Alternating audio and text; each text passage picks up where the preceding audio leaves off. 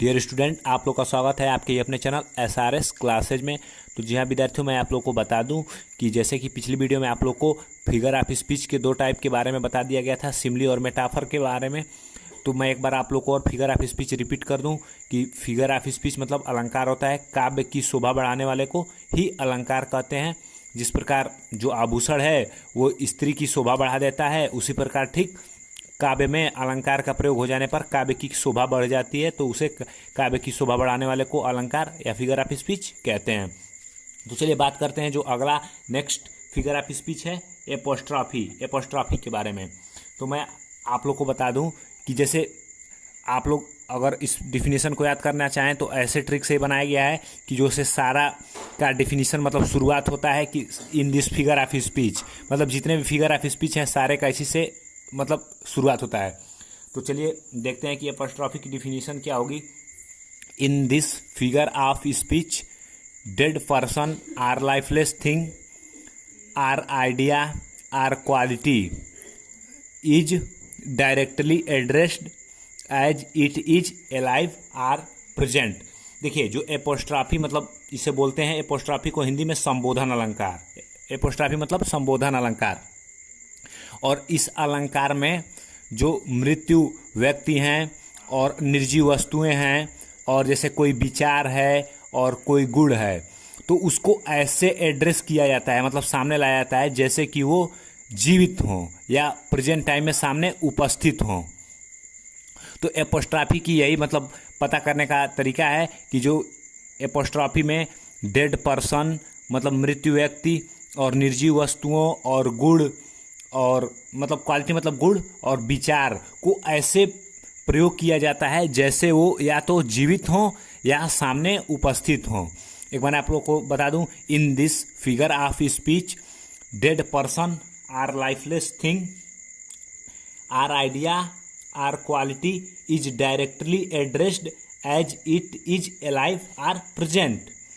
तो आप और मैं आप लोग को बता दूं कि जो एपोस्ट्रॉफी है इसको पहचाने के लिए मान लीजिए ये तो डिफिनीशन दे देगा तो आप लोग डिफिनीशन याद करके लिख देंगे, लेकिन अगर पूछ दे कोई सेंटेंस दे दे और पूछ दे कि ये आखिर कौन सा फिगर ऑफ स्पीच है, तो मैंने आप लोग को बता दिया कि सिमली और मेटाफर कैसे पहचानेंगे। लेकिन मैं आप लोग को बता दूं कि अगर एपोस्ट्रॉफी को पहचानना होगा तो एक आसान सा ट्रिक है कि लगभग अधिकतर केसेज में यदि आप उस सेंटेंस को नहीं पहचान पा रहे हैं तो ये जो एक्सक्लेमेशन मार्क है, एक्सक्लेमेशन मार्क, ये एपोस्ट्रॉफी की पहचान है। इसमें अधिकतर केस में एपोस्ट्रॉफी जो भी होगा उसमें ये होगा। जैसे मान लीजिए अगर कोई भी सेंटेंस परीक्षा में आता हो और पूछ दे कि ये कौन सा फिगर ऑफ स्पीच है, तो कोई ज़रूरी नहीं कि सारे की मीनिंग आपको आती हो या सारा सेंटेंस आप पहचान लें किस पोयम में का है। तो अगर आप नहीं पहचान पाते हैं और उस केस में आप लोगों को ये जो एक्सक्लेमेशन मार्क का सिंबल दिखाई देता है तो आप लिख देंगे कि एपोस्ट्रॉफी फिगर ऑफ स्पीच है, मतलब संबोधन अलंकार है।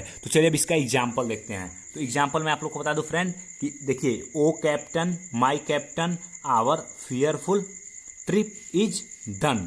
ये जो कविता है ये जो अब्राहम लिंकन के ऊपर एक कविता लिखी गई है। जो ये ओ कैप्टन मतलब जो अब्राहम लिंकन के ऊपर बताया गया है और अब्राहम लिंकन को कवि ने कैप्टन माना है।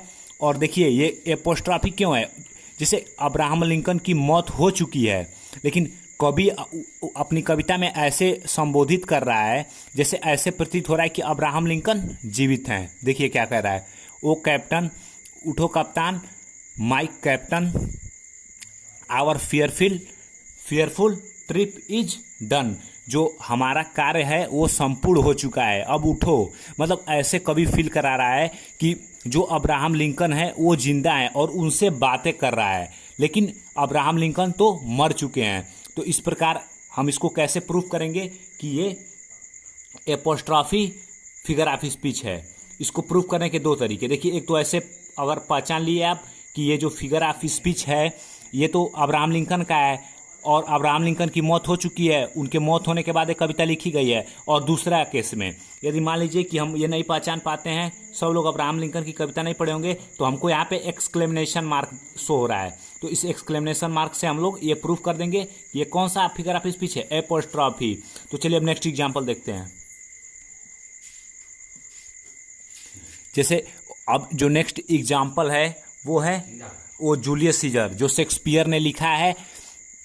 तो उसमें देखिए कैसे संबोधित कर रहे हैं Shakespeare, O Julius Caesar, O Julius Caesar thou art mighty yet, हे जूलियस सीजर तुम अभी तक शक्तिशाली हो। देखिए जूलियस सीजर तो मर चुका है, लेकिन उसके ऊपर भी संबोधन किया जा रहा है कि हे जूलियस सीजर, मतलब तुम अभी तक शक्तिशाली हो। मतलब कोई शक्तिशाली कब रहेगा, जब वो जीवित रहेगा तब ना। हाँ, तो ऐसे कैसे प्रूफ हो गया, देखिए इसको भी प्रूफ किया जा रहा है कि जूलियस सीजर तो मर चुका है और हम सेंटेंस नहीं पहचान पा रहे हैं, तो इसमें जो एक्सक्लेमेशन मार्क का सिंबल है, इससे ये प्रूफ हो गया कि ये जूलियस सीजर का है। और देखिए, और जो नेक्स्ट एग्जाम्पल है, O death where is the string, हे मृत्यु तुम्हारा तार कहाँ है। देखिए मृत्यु तो है ही नहीं कोई वस्तु, लेकिन ऐसे संबोधित किया जा रहा है कि जो मृत्यु है वो हमारे सामने उपस्थित है या जीवित है। और देखिए इसमें भी एक्सक्लेमेशन मार्क का सिंबल है। और जो नेक्स्ट है, life I know not what the what, हे जीवन,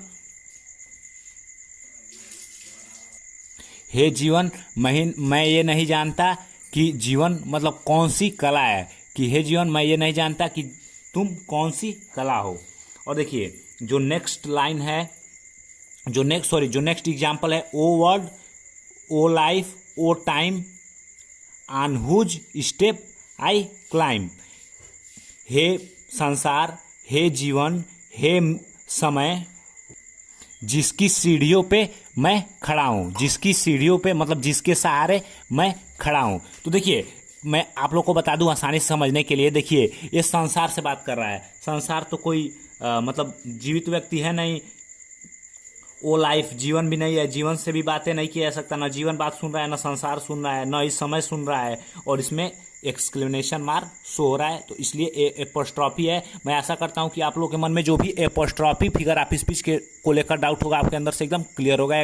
दोस्तों यदि आप लोग को वीडियो अच्छी लगी तो वीडियो को लाइक करें, चैनल को सब्सक्राइब करना ना भूलें। चैनल पर नए हैं तो धन्यवाद दोस्तों।